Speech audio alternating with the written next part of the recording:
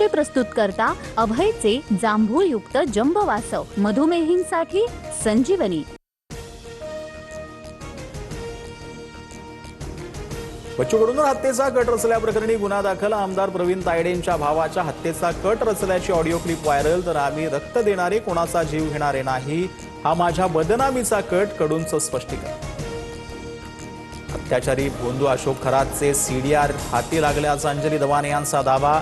उपमुख्यमंत्री शिंदेंसह चाकणकर, तटकरे, चंद्रकांत पाटील, केसरकर आणि शेलारांचेही खरातसोबत phone calls, Damani यांचा आरोप।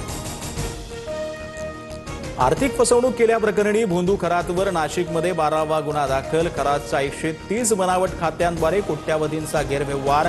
एसआयटी तपासात उघड। शिवनिका संस्थांच्या 3 संचालकांची चौकशी।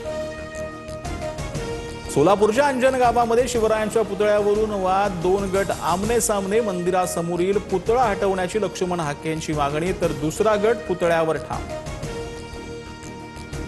बारामती सुनेत्रा पवारांविरोधात लढण्याची काँग्रेसची तयारी। राहुरी पोटनिवडणुकीसाठी ही उमेदवार देणार। मित्रपक्षांशी चर्चा करून उमेदवारांची घोषणा करणार।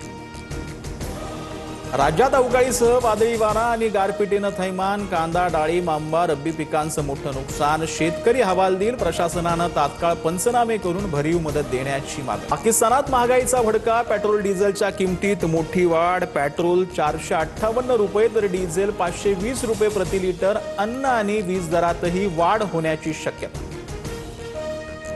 पंजाबसह दिल्ली, चंदीगड, जम्मू काश्मीरमध्ये भूकंपाचे सौम्य धक्के। 4 इतकी भूकंपाची तीव्रता आहे।